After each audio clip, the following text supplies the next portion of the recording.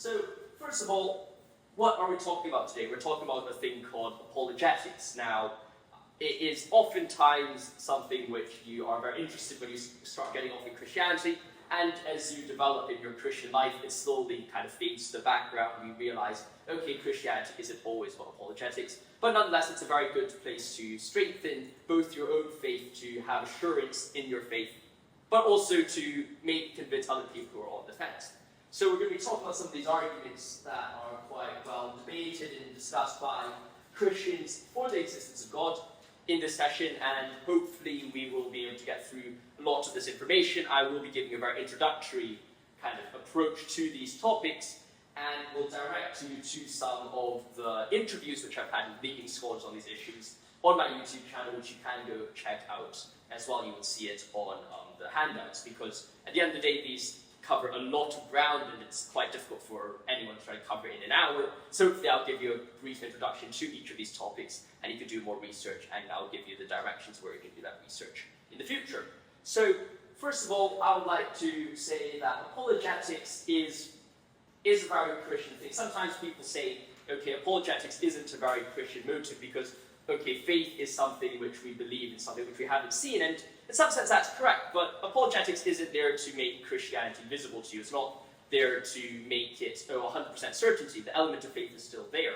However, what apologetics does is to at least give you some confidence, some reassurance that what we're believing is completely reasonable, because it's one thing to say I'm believing in something which I have no reason to believe in, and it's something to say, well, I have good reason to believe it's true, but I still need to take that leap of faith at the end. A good example that's often used in these debates, I think is quite appropriate, is, well, someone is in a relationship with a girl, or a girl's relationship with a guy, and they're like, well, I have faith that my boyfriend or my girlfriend isn't cheating on me, and, you know, it's kind of like, I kind of know that person quite well, but I still need that faith to say, okay, I know they're not cheating, because they might be, I might be deceived currently. So in the same way, we need to have some faith in God and the existence of God, but also that doesn't mean we cannot have some reason to believe that God exists or God is there. So it kind of is leading or putting that groundwork for us to really take that step forward, and that's the role of apologetics. But of course, philosophy isn't everything. For all I say in this session, I want to make it very clear that all the philosophical stuff I'm talking about isn't really the be-all and end-all of Christian faith. As we saw in the last session, Christianity isn't about, okay, I believe in these few propositions and therefore I go to heaven. It's about receiving that expression of God in our lives. It's about experiencing that manifestation of God's love in our lives and responding to it. So no matter how much we want to allow philosophy, we understand we're talking to individuals. We are interacting with individuals, and we're acting in love and care for each other. That's really what I want to get through today. It's like, as much as these philosophical arguments make sense, we need to be approaching this as humans, and we need to be interacting with humans and not just abstract arguments. So what I would like to say is that there are numerous different forms of atheism, and this ties directly to what I was saying about we're interacting with individuals. When someone approaches me and says, well, I don't believe in God, can you give me some reasons to believe in God? I need to figure out where exactly are they coming from. I'm not going to approach everyone the same way. If one of my mathematics friends, my math students, who is a good friend of mine, says, I don't believe in God, I might approach it in a very different way from someone who is a historian. They have different assumptions, they have different ideas. And we need to understand that each person has their own story.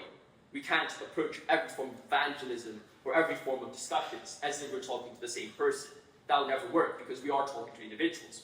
And as a result, there's a few different types of atheism. First of all, you have the distinction that we talked about yesterday, or last week, belief in and belief that.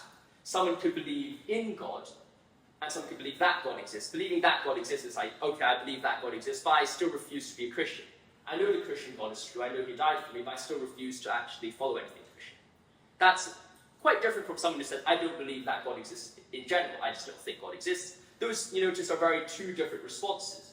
And then the way you have to approach it is slightly different. Change your attitude if they believe that God exists. Convince them to actually worship God, to believe in God. That's a different movement to say, well, actually, I need to prove to you that God exists, because they genuinely lack that belief. And it also ties into atheism and Gnosticism. Atheism is the idea that there is no God, and Gnosticism is the idea that there may be a God or there might not be a God. It's kind of like sitting on the fence. For example, if you ask me about a conspiracy theory, I might be like, I don't know anything about what's a conspiracy theory which comes to mind? Dragons existing in the past. I might be quite confident that dragons didn't exist in the past. I totally deny that as a proposition. But if someone says to me, well, all right, I'm not too sure, but I think there's some random society or group of elites in society kind of controlling everything, I might be like, that might not be too far from the truth. I might be agnostic about that. I don't have enough evidence to really say yes, or I don't have enough evidence to say no, but I'm sitting on the border. And that's the same with agnosticism and atheism. Atheism is, there is no God. Agnosticism is like, I'm not really too sure about the God thing. It might be true, it might not be true. I'm kind of on the border of that. So with these ideas of a few different types of atheism or different types of people who disagree with you in mind, let's turn to some of the arguments for why we can know and have certainty, or at least confidence that God exists. This follows a very long tradition of numerous arguments in Christian history, but I would like to perhaps present maybe 4 or 5 of the most prominent arguments used in this tradition. Firstly, we turn to cosmological arguments. Cosmological arguments are a very historic argument. They started from the very beginning of Plato all the way to modern presentations. You see cosmological arguments in the ancient Greeks. You see it in Muslim philosophy with Al-Ghazali, Al-Kindi. You see this in medieval philosophy with Thomas Aquinas. And then you have more modern formulations with it, like the Kalam Cosmological Argument, which is very much based on the Muslim strand of philosophy, but of course has its more modern, empirical and rational twist to it. And it's perhaps the most simple of the cosmological arguments, although of course cosmological arguments are a very big umbrella. The Kalam Cosmological Argument, which you can see on your handouts, follows 3 premises. Premise 1, everything that begins to exist has a cause. Premise 2, the universe began to exist. And the conclusion is the universe has a cause. Now, the format of this argument is what people in philosophy call modus ponens. It is a very simple argument for the existence of God, and it is a very structural one, which means that if you have every single premises which being true, the conclusion must follow. It's a deductive argument. You cannot say, okay, I agree with premise 1 and premise 2 and reject the conclusion. That's impossible. It's a flaw in logic if you decide to do that. So the question really lies as well, is premise 1 and premise 2 correct to know that the universe has a cause? Well, the first thing is the principle of causation. Everything that begins to exist has a cause seems relatively intuitive. If I see a random explosion happening on the sidewalk, I have good reason to believe that the explosion didn't come out of absolutely nowhere and someone probably threw a grenade on the sidewalk. Okay, that might not happen in Hong Kong. I don't think I've ever seen or heard of a grenade going off in Hong Kong. But nonetheless, I probably would still have more reason to believe a grenade went off than it just appearing out of nowhere. Likewise, if I was in a science lab and I was doing some chemical reactions and all of a sudden it explodes in my face, I probably have good reason to believe that I made a mistake for the chemicals exploding in my face, than it just randomly happening for no reason at all. This seems relatively intuitive. And most people in academia, both on the atheist and the theist side, do agree with premise 1. They agree that everything that begins to exist has a cause. They agree that everything must have a reason. We should be expecting that reason to exist. So the question then arises as well, all right, how do we know the universe began to exist? And scholars have really gone to roots about that. Of course, it's quite easy with modern scientific developments to say there's a Big Bang. The universe must have begun to exist. And that's correct. I think that's a very good reason to demonstrate it to people. And most people that I've talked to accept it. They accept the universe began to exist because they accept the Big Bang. Now, of course, if you take a step back and say, well, okay, I'm going into academia and I'm talking to some people about infinity, some people would say, well, okay, even if the Big Bang is true or the Big Bang is false, there could be infinite amount of universes before that and ad infinitum. And they like to make all these crazy philosophical ideas. However, the reality of this, or what we have to then think about is, well, do we have any kind of philosophical or mathematical or philosophical ideas for why infinity in the past is impossible? A good example of this, which is think, well, actually, even if, I suppose, we observe that the Big Bang was the first thing in history, perhaps we could also have mathematical reasons to say, well, actually, you know what, the very idea of an infinite regress or infinite series in time is philosophically and mathematically incorrect. It's impossible.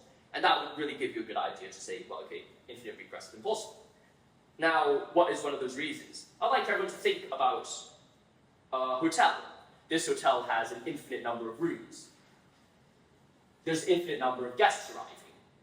If someone arrives to this hotel, let's say one person arrives to this infinite hotel with an infinite number of rooms, rooms, one person would arrive, all you need to do is push everyone down +1. And all of a sudden, an infinite hotel with an infinite amount of rooms and an infinite amount of guests, which was all full, is able to accommodate one more person. Now imagine another infinite amount of people arrive to this infinite hotel. All you have to do is to move them to the even numbers of their rooms. The person in room 1 goes to room 2, the person in room 2 goes to room 4, 3 to 6, ad infinitum. You then get an infinite number of people accommodated in an infinite amount of rooms, which was already filled with an infinite amount of people. Now hopefully, of course, there are more paradoxes of this nature that can be discussed. However, I hope this just gives you kind of a small taster of the idea that the moment you try to add infinite ideas, infinite series to anything physical, rather paradoxical and rather confusing results arises, which gives us good reason at least to believe that infinity in actuality is impossible. So once again, we seem to come to the conclusion that the universe began to exist. And if the universe began to exist, then it follows that the universe has a cause. But what nature is this cause? This cause would be immaterial, because the universe is material, so it must be immaterial. The universe is timed, it must be timeless. It cannot be within the universe. It must be beyond the universe.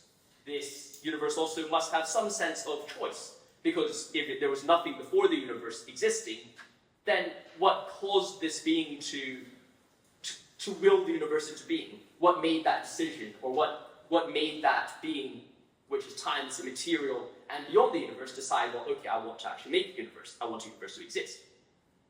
What you notice very quickly is that, although it doesn't get you exactly to the Christian God, it does get you perhaps 70 or 80% there. You do have this single, immaterial, timeless, personal God, or being, or whatever you want to call it, which must exist from the argument we provided.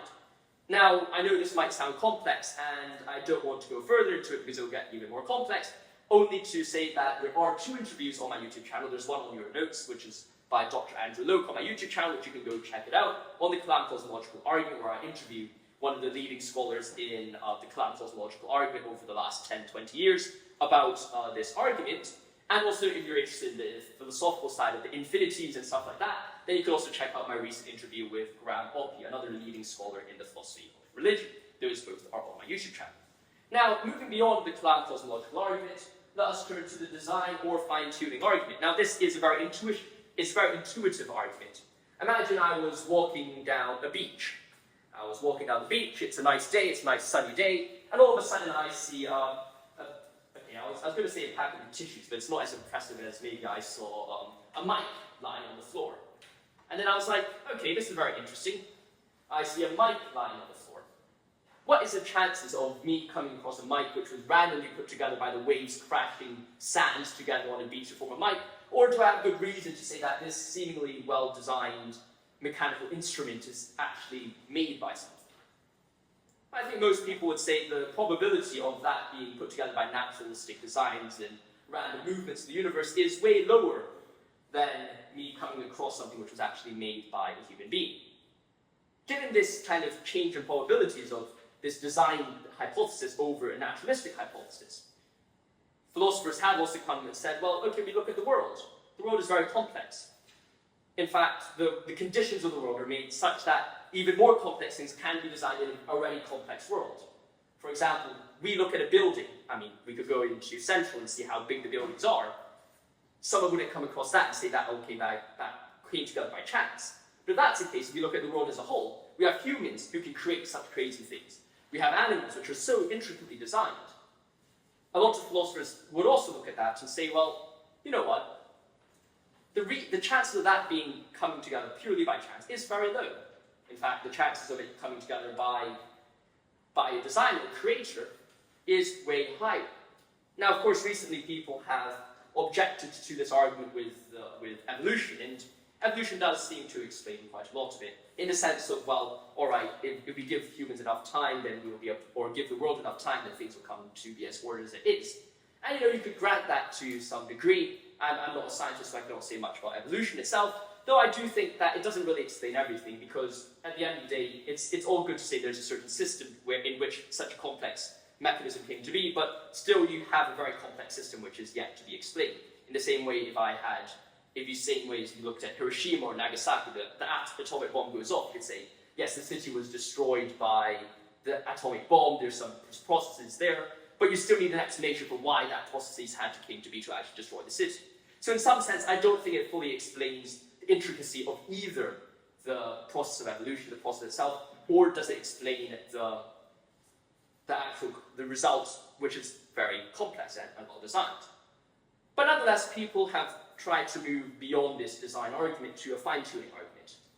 The fine-tuning argument is quite similar to the design argument in the sense that it looks for certain constants or looks at certain aspects of life, which is very improbable, but it strengthens it by saying, okay, let's move a bit further away from intuition, because intuition can often be a false friend in philosophy, but it instead moves to more of a mathematical thing to say, well, all right, we look at the gravitational constant, we look at how some of the laws of nature, the chances of everything fitting together under this picture of the world as a whole to bring forth life in the universe is so low.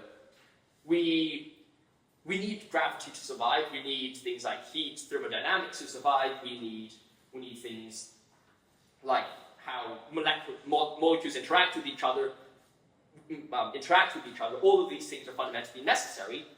And if all of these things are so important for human life to exist, or just life to exist in general, but yet all of these things are so improbable to line up, even one of them to line up, let alone all of these conditions put together, then we have good reason to say, well, okay, isn't it more probable to think that such a low probability state on naturalism would be outweighed by perhaps almost a certainty that on theism we would expect everything to line up in such a way? And if that's the case, then in the same way as the design argument, but this time without the flaws of evolution, you could then say, well, you know what, I think there's very, very good reasons to believe that there must be some cause which has led the world to be the way it is. Because the world didn't come up by mere chance. The idea is that actually there's more than enough idea to say, well, you know what, the chances of there being an intelligent design is way high. Now, what do we know about this designer, right? We know it's personal. We know that it's beyond the universe, because for the same reasons in the Kalam Cosmological Argument, he cannot be in the universe because he had to design the universe, he has to be beyond it. But more importantly, we notice he cares for order and humanity. These fine-tuned probabilities weren't fine-tuned just about for anything to exist. They weren't there to sustain a rock. They weren't there to sustain some space particles and space dust. They were there to sustain life, and more specifically, human life. So this designer from the design argument must care for us. It must care for order. And we're getting we're getting a step even closer to the God of Christianity. Because we notice, and this is tying into the overall idea of apologetics, which is all these arguments are individual. They work by themselves, but they're also, if you take a step back from them, they're a part of a cumulative case. You have the Kalam Cosmological Argument on one side, you have the fine-tuning argument on one side. Later we'll be talking about the resurrection moral argument as well. You put them all together and you have a very big picture which is tied together. And you get this image, which is fundamentally pointing towards a Christian God. So all these arguments work together under the same umbrella. Now, if you want to learn more about the design and fine-tuning argument, there's lots of research going into this. Feel free to check out, as you can see on the handouts, the interview with Dr. Robin Collins and Luke Barnes, another two leading scholars on this field, on my YouTube channel, Philosophy for All. You can go check that out if you want to learn more about the fine-tuning argument. Now, moving on from the fine-tuning and design argument, let's turn to the moral argument. And this is perhaps my favorite argument for the existence of God. So I think it's so intuitively true that it's very difficult for people to disagree with it. Premise one, if there is no God, there are no objective morals and values. Premise two, there are objective morals and values, and conclusion one, there is a God. Now, one inherent flaw with this argument is that there's actually not much you can do to demonstrate there are objective morals and values apart from your own sentiment. And that's probably the biggest argument or problem with the moral argument. In fact, when I try to think about can I demonstrate there's objective moral values, apart from me thinking it's probably not quite nice to go kill people, I can't really think of much other reasons for that. But then, if you think about it, that does support the moral argument, because we notice if we have a God, if we live in God's universe, we must play by the laws of the universe. If I go to, if I go to a Michelin restaurant and they say you have a dress code, you must wear a tie or you must wear a certain type of clothing to dine here, You go to the restaurant, you must play by its rules. We go into the universe, we must play by God's rules. So if there's a God, then the idea that there are objective morals really fit together. We can trust that this God would want us to live in a certain way to follow his plans. Some of those morals we discussed in the last session. The last session we were talking about how to live a Christian life. We must act out of love. We must act out of care for one another. But also we need to understand that if God doesn't exist, what's the result of that? Now a lot of people like to say, well, okay, but atheists could act morally as well. Or people who believe there are other gods, that they could act morally as well. Now that's not exactly a wrong argument, but the problem is it doesn't really respond to what this moral argument is saying. Because note, this is not saying if there is no God, then no one can be moral. That's not what this argument is. What this argument says, if there is no God, there are no objective morals and values. It is to say that this is not about subjective opinion or how I'm living myself, but by the objective fact that there is no objective morals and values, and there is no God. And just think about it. I would like you to step back and say, well, okay, let's assume there is no God. We're all put together by random chance. We're just dust particles.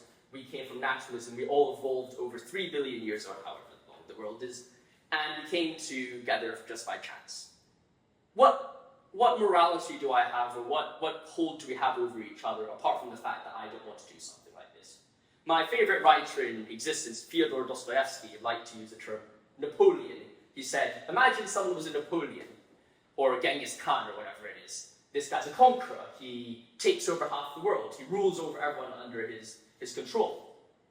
If there was no God for him to say, hold up a second, I probably shouldn't go and kill all my subjects, who exactly can stop Genghis Khan if he wanted to on a whim to just wake up and just tell his soldiers to just go around the streets and killing people?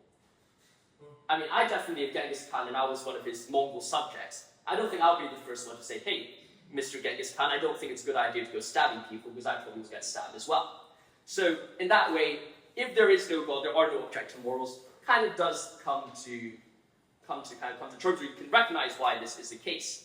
Because at the end of the day, unless someone actually recognizes some higher order, they make themselves a higher order. They make themselves God because there is no God to control them. So I do think the moral argument is quite a good way to demonstrate to people, and oftentimes I find this perhaps one of the more convincing arguments for people, because most people would accept that some objective values do exist. So I do think this argument is very, very helpful. Unfortunately, I have not interviewed anyone on this, so I cannot direct you anywhere. As much as I like to, plug my YouTube channel somewhere. I don't have anything to plug here, unfortunately. Now, the resurrection argument. This brings you closer to Christianity once again. Moral argument demonstrates that this God that we've been building so far is moral. And we've gotten quite far already, because if you think about it, Greek gods are not exactly the most moral beings in the world. They come around, they enter into the world, and unlike Christ who enters into the world to die for us, the Greek gods enter into the world to reproduce with demigods, and they have Hercules, and they run around with knives and kill each other. So, it's a bit of a different category we're talking about here. So we know this God is moral. We've moved away from some of these kind of polytheistic, kind of somewhat amoral beings. But now, how do we know that Christ died for us? Because at the end of the day, all of Christianity comes down to the resurrection and the incarnation. Firstly, this is what you'll call an abductive argument. It's not necessarily an argument which goes from a few premises to a conclusion. It's an argument which says, well, okay, here are some facts. What is the best explanation? The first fact that I would like to present you with is that Jesus believed that he was the Messiah in a unique fashion. And I'd like to footnote all of this by saying you can have sources in the Bible for all of these 5 facts. We also have sources for these 5 facts in completely secular sources. You read Tacitus, Josephus, 2 of perhaps the most influential and reputable historians for this time period and this kind of area in this context. Both of them you would find evidence supporting these 5 facts. And they're completely unrelated to Christian claims. So you could be an atheist and believe these 5 facts. Jesus believed that he was the Messiah, and also in a unique fashion. How do we know that's the case? Well, first of all, he believed he was the Messiah, because in Tacitus writes that, okay, during this time in this area, there's a guy called Jesus called the Christ. Now, calling yourself the Christ isn't exactly a moniker which comes out of nowhere. He must have claimed that he had some divine status. And of course, in the Bible, we do notice that he's claims to have some divine status. He says, the Father and I are one. He believes that he is one with the Father. We also see that he states that for God so loved the world that he gave his one and only Son. In John, we notice that he's making these claims to his disciples, that he is necessary for salvation. So he's claiming that he's a Messiah, that he's come to save, in a very unique fashion. Now, what is also unique is you rarely have an incarnation of Christ, and I know the example that I gave of Greek gods reproducing seems kind of vulgar and vague, but actually you notice that if you look at ancient history, most gods in the past either are coming down to kill people, like in Troy, coming down to reproduce with people, like the Greek gods and whatnot, and as a result, a god coming down as a perfect god coming to sacrifice himself for people is just completely unique from any other historical context. And as a result, we notice this claim is very different. And it's not only unique from all the other religions, it's also unique in Judaism. A lot of people like to say, well, all right, Jesus claimed to be the Messiah because he was part of this big conspiracy to gain power. But then it falls down when you think about actually what was the Jewish conception of the Messiah at the time. The Jewish conception of the Messiah was of someone who would come and get rid of the Romans. He was meant to be this political liberator. What they didn't notice was that Christ was not a political liberator. He was a liberator of souls to bring people to salvation. He was liberation of this Abrahamic salvation beyond the realm of the Jews to the Gentiles as well. He was the bridge to bring us towards future resurrection and reconciliation with God. So Jesus was not only unique amongst other religions, but he was also unique amongst the Jews. So he came up with this completely, entirely new idea, which both the Jews or the ancient religions could not expect at all. So if you wanted to step in to be this conspiracy theorist and say, well, I just want to make up something to gain me power, this is definitely not what we would have seen with Jesus. Jesus would have said a completely different form of Messiah. He would have given us a different given us a different message, but that is not what we saw. So we know that Jesus believed he was the Messiah in a unique fashion. The second thing we know is that Jesus was crucified and died.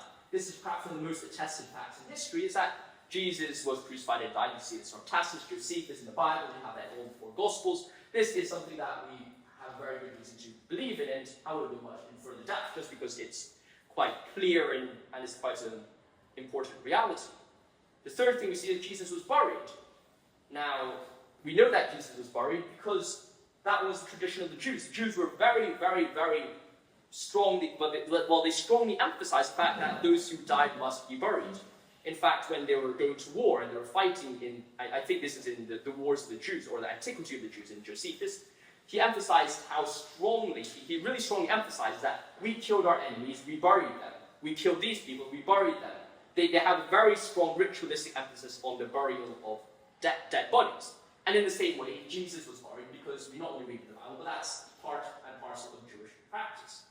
Now finally, Jesus was seen after his death by numerous people. Now how do we know that's the case? Well, first of all, we get claims of his resurrection. We just know that from history. If Jesus wasn't seen after his death, we wouldn't have all these Christians running around early Judea saying, oh, Christ has risen from the dead. They would have no reason to believe that. Number two, we also have reason to think, well, all right, these people believed in that so strong that they're willing to die. If you look at all the deaths of the early disciples, all of them died from really horrible persecution and ways to die. I mean, you look at St. Peter, I think, gets crucified upside down. It's horrible. I mean, getting crucified properly is one thing, but to say, I don't want to be crucified like Christ, crucify me upside down instead, that's really a good, strong sign of faith. If someone tells me and tries to persecute me for Christianity and tells me to choose a way to die, I think I'll ask them to put a bullet through my head instead of hanging me or crucifying me. I think the fact that he's willing to say, okay, make crucifixion, but make that even worse, is quite a strong sign for his integrity and his faith. And it's not just the apostles which died for this. We have reports throughout history, and of course in the early church, of numerous Christians getting persecuted again and again and again. Like, if there's one fact that we can be certain about the early church, is that early Christians were getting killed on a very, very regular basis. So people really, really, really believed that Christ rose from the dead because they saw him numerous times after his death. Now, this is not exactly to say he was a physical form or whatnot. I mean, of course, we as Christians do believe he was seen physically after his death. But even for the atheists, I think that it would be very difficult for them to deny that people, or the early disciples, or the early apostles, it's very difficult to deny that they did indeed see Christ after his death. So, with these 5 facts, or these 4 facts, there's very good reason to say that Christ did indeed die, that he did indeed was seen after his death, and it did fit into the claims that he said about himself. And if that's the case, then I would say the resurrection is quite a good hypothesis for that, to say what he actually claims to be is correct. Because other explanations for this, which have been given, is to say Christ didn't actually die on the cross. We know that's really unlikely because no one really survives crucifixion. In fact, we have a case in Josephus where he says, I got 3 friends crucified. I mean, I don't know who this guy's hanging out with, but if 3 of your friends get crucified, I think it's probably a sign that you probably should be choosing new friends. But, 3 of his friends get crucified. He managed to get 3 of his friends off the crucifixion, give them all the doctors, but only, I can't remember exactly, I think only 1 or 2 of them survived.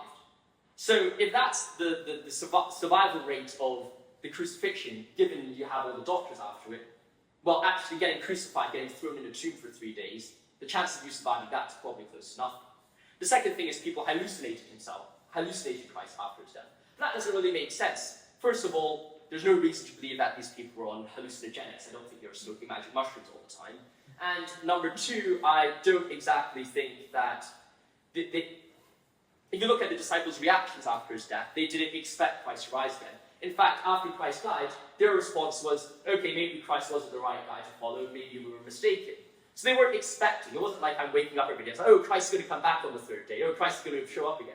That's not what they were thinking. They were thinking, okay, we now need to hide. If you remember in the Gospels, all the disciples are hidden indoors, and it took a lot of convincing for them to actually believe that Christ actually rose from the dead. Even after some of them saw the empty tomb, some of them, like doubting Thomas, was still kind of skeptical about the whole thing.